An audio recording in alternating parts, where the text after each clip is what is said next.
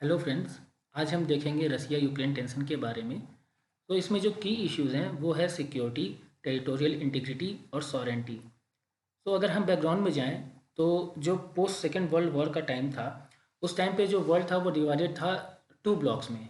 उसी को हम बोलते हैं बाईपोलर वर्ल्ड। सो एक ब्लॉक को लीड कर रहा था यूएसएसआर और दूसरे ब्लॉक को लीड कर रहा था यूएसए। और उसी टाइम के अराउंड बहुत सी ऐसी कंट्रीज जो पहले कॉलोनियल रूल के अंदर में थी वो अपनी आज़ादी पा रही थी। सो ये जो दोनों ब्लॉक थे वो अपने अपने फाइनेंशियल असिस्टेंस प्रोग्राम के थ्रू इन सभी कंट्रीज़ को ल्योर करते थे अपने ब्लॉक को ज्वाइन करने के लिए। That is they try to increase the sphere of influence. और इसी पीरियड को बोलते हैं era of cold war. So इस टाइम पे अगर हम याद रखें तो इंडिया जो था वो नॉन अलाइनमेंट मूवमेंट ज्वाइन किया हुआ था और इंडिया ने किसी ब्लॉक को ज्वाइन नहीं किया। सो ये एरा ऑफ कोल्ड वॉर जो था वो एंड हुआ with the collapse of Soviet Union in 1991। और उसके बाद जो वर्ल्ड था वो यूनिपोलर वर्ल्ड बन गया। मतलब कि यूएसए जो है वो एक अनडिस्प्यूटेड वर्ल्ड लीडर की तरह इमर्ज हुआ। इसी कोल्ड वॉर के टाइम पे ये दोनों कंट्रीज़ जो थे यूएसए और यूएसएसआर, इन्होंने मिलिट्री अलायंस भी बनाए। उसमें पहला जो था वो 1949 में यूएसए ने 12 कंट्रीज़ के साथ मिलकर नेटो बनाया, जिसे हम बोलते हैं नॉर्थ अटलांटिक ट्रीटी ऑर्गेनाइजेशन। ये एक मिलिट्री अलायंस है और इस ये जो काम करता है वो प्रिंसिपल ऑफ कलेक्टिव डिफेंस पे काम करता है। इस प्रिंसिपल का मतलब ये है कि जैसे मान लीजिए कि इस ट्रीटी में अगर 10 मेंबर्स हैं और कोई बाहरी मेंबर किसी इस ट्रीटी मेंबर के ऊपर अटैक करता है तो सभी 10 कंट्रीज जो हैं उस पर वो अपने ऊपर इसको अटैक मानेंगे और मिलकर दूसरे कंट्री पे अटैक करेंगे। तो इसके रिस्पांस में यूएसएसआर ने वार्सो पैक्ट साइन किया था 1955 में। ये भी एक मिलिट्री अलायंस था और इसमें जो ईस्टर्न यूरोपियन कम्युनिस्ट कंट्रीज थे और वो इसके पार्ट थे। बट जब कोल्ड वॉर एंड हुआ with the disintegration of USSR, तो ये जो वार्सो पैक्ट था ये भी डिसॉल्व हो गया इन 1991।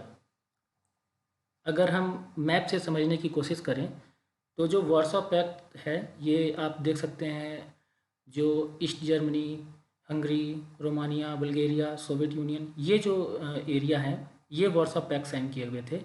और जो आपके नेटो था वो ये West Germany, Netherlands, France, USA, UK, ये जो थे ये नेटो के पार्ट थे।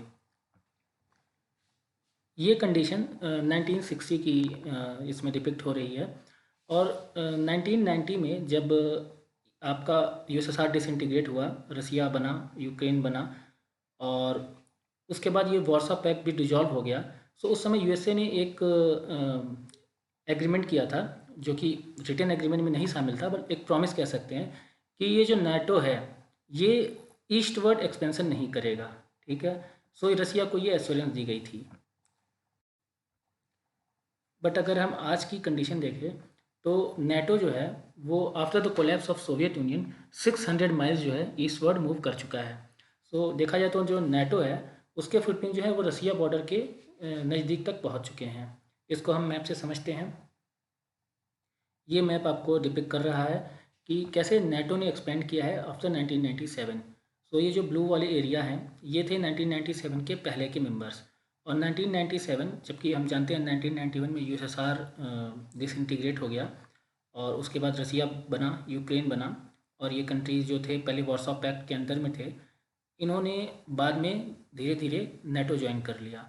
सो क्लियरली जो आपके ये जो येलो से डिपिक्ट हो रहे हैं इस्टोनिया, लातविया, लिथुआनिया, पोलैंड, चेक और बुल्गारिया, ये सभी कंट्रीज़ ने बाद में नेटो ज्वाइन कर लिया। और आज जो नेटो की रीच है वो रसिया के बॉर्डर तक पहुंच चुकी है।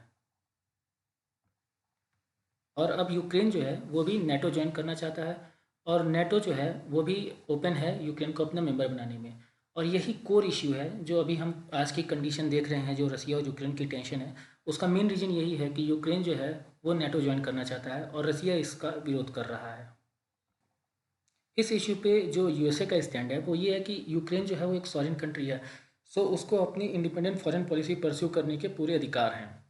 और सो यूक्रेन डिसाइड कर सकता है कि वो नाटो ज्वाइन करना चाहता है या नहीं करना चाहता। और ये इंटरनेशनल रूल के हिसाब से एक सॉवरेन कंट्री के पास अपना राइट है इस चीज़ को कि वो अपनी फॉरेन पॉलिसी को इंडिपेंडेंटली परस्यू कर सकता।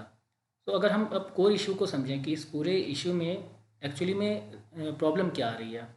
सो एक strategic thinking point of view से अगर सोचें, हर कंट्री जो होती है वो अपने बैकयार्ड में एक्सटर्नल इन्फ्लुएंस को काउंटर करने की कोशिश करती है।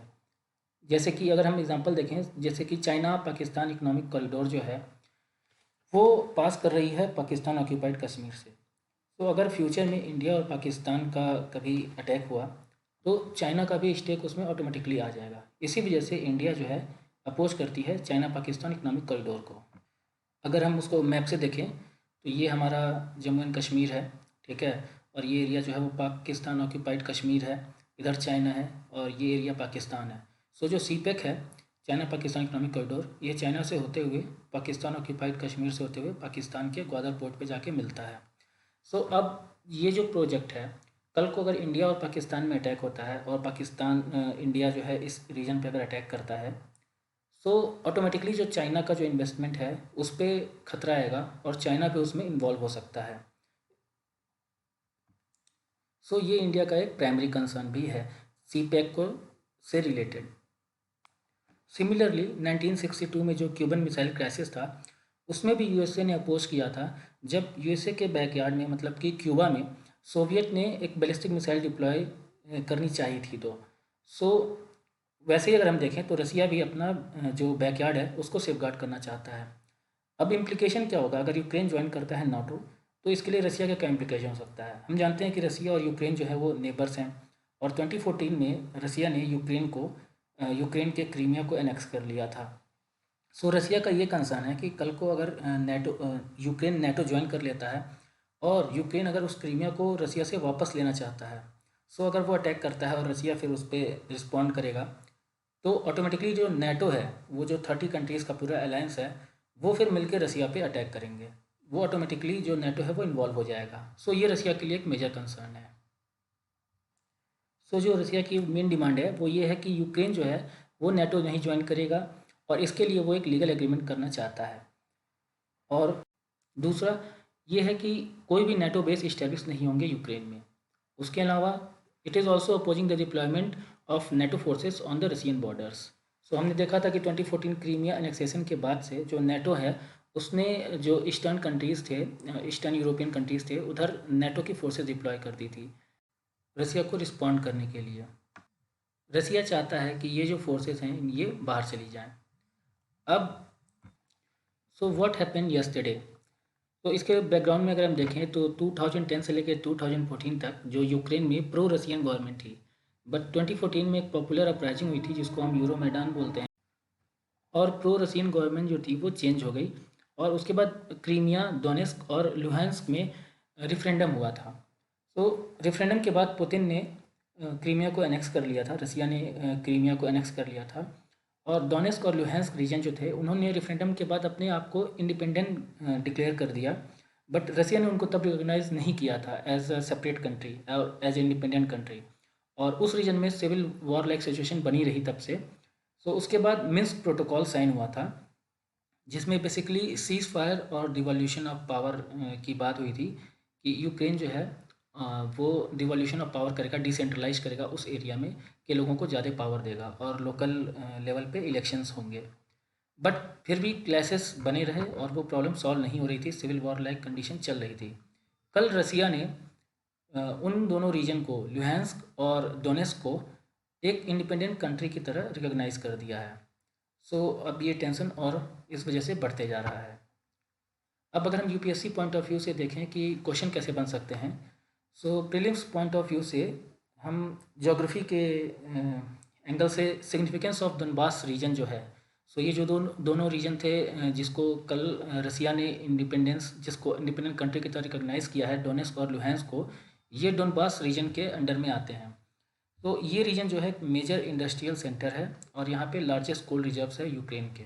उसके अलावा जो डोनेस्क सिटी है वो मेटलर्जिकल इंडस्ट्री के लिए फेमस है और लुहांस्क जो है वो मेटल इंडस्ट्री के लिए फेमस है। सो इस एरिया के बारे में आप पढ़ सकते हैं geography point of view, resources point of view से क्यों इम्पोर्टेंट है। उसके अलावा यूपीएससी क्वेश्चन पूछती है प्रोटोकॉल्स और एग्रीमेंट के बारे में। सो जो आपका नेटो की ट्रीटी है और उसको वॉशिंगटन ट्रीटी भी बोलते हैं, उसके अलावा मिन्स्क प्रोटोकॉल है, सो ये किससे रिलेटेड है, ऐसा क्वेश्चन भी आ सकता है। उसके अलावा मैप बेस्ड क्वेश्चन भी पूछती है प्री में जिसमें आप उसके लिए रसिया के यूक्रेन के जो बॉर्डरिंग रीजन है उसको देख सकते हैं, और ब्लैक सी के एरिया को भी आप देख सकते हैं कि कौन कौन से कंट्रीज जो हैं वो ब्लैक सी से के नेबरिंग कंट्रीज़ हैं। अब मेंस पॉइंट ऑफ व्यू से हम थीम अगर देखें, सो अफेक्टिवनेस ऑफ यूएन पे क्वेश्चन ऐसे या उस फॉर्म से आ सकता है। हम देख रहे हैं कि पिछले 1-2 साल में म्यांमार में कूप हुआ, और अफ़गानिस्तान में हमने सिचुएशन देखी, फिर अभी हम यूक्रेन में देख रहे हैं। बट इन सभी कंडीशन में यूएन की इफ़ेक्टिवनेस जो है वो उस पे क्वेश्चन मार्क है, तो ये एक बड़ा इशू है। उसके अलावा इंडिया का जो एक एस्पिरेशन है ग्लोबल पावर की तरह इमर्ज होने का, बट जो इंडिया का जो एम्बीवैलेंस एटीट्यूड है म्यांमार कूप के दौरान हमने देखा, अफ़गानिस्तान के दौरान देखा, यूक्रेन के दौरान देखा कि मेनली वो वेट एंड वॉच पॉलिसी पे फोकस करती है और एक क्लियर स्टैंड नहीं लेती है। सो इस पॉइंट ऑफ व्यू से भी फॉरेन पॉलिसी को क्रिटिकली एनालाइज करने के लिए के पॉइंट ऑफ व्यू से क्वेश्चन पूछा जा सकता है। Thank you.